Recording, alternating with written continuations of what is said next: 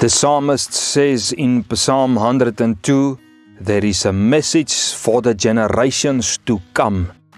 What is the message? It is time for Taste the Word, your weekly serving of God's Word. I am Fani Meiber and I'm excited to share with you today. What a privilege I have this morning to greet you once again on this Friday morning. And I have a message for you this morning. And the message is this, the topic of my message is a message for the generations to come.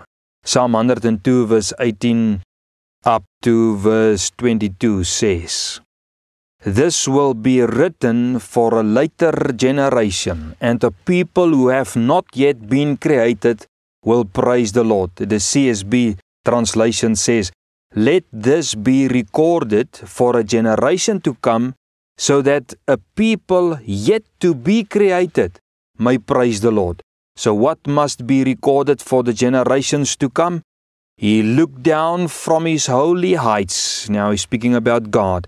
The Lord gazed out from heaven to earth, to hear a prisoner's groaning, to set free those condemned to die, so that they might declare the name of the Lord in Zion and His praise in Jerusalem, when peoples and kingdoms are assembled to serve the Lord. The message is as follows.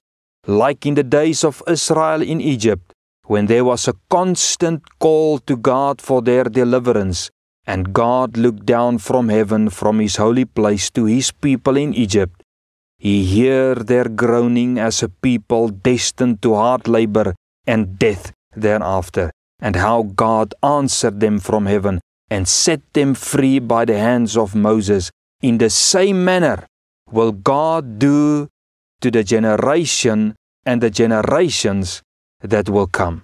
The generation to come, as the writer says, is the generation that will see the fulfillment of the prophecies about Jesus Christ.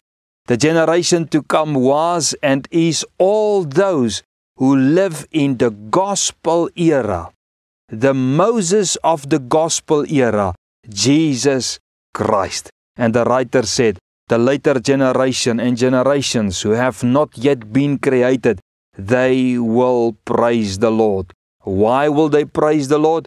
Because God looked down from heaven, His holy place, and saw in the future generations, people who will suffer under the slavery of sin, and God can hear in the future how people groan as prisoners of sin, and how they plead not to die in their sin. And the writer said, God will hear the cry and God will set them free. How will God set them free? Like Moses to the Hebrews in Egypt, will Jesus be the sin prisoners destined to death, a Savior who will save them from their slavery of sin. And that is what you and I experienced by regeneration, our spiritual birth. Jesus set you and me free from sin and death.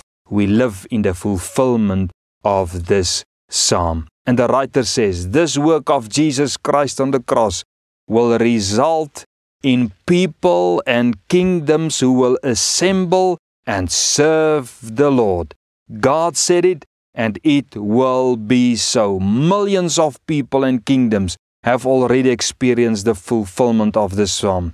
And millions to come, many generations to come, will live in the fulfillment of this psalm. Jesus Christ, the one and only Savior of the world.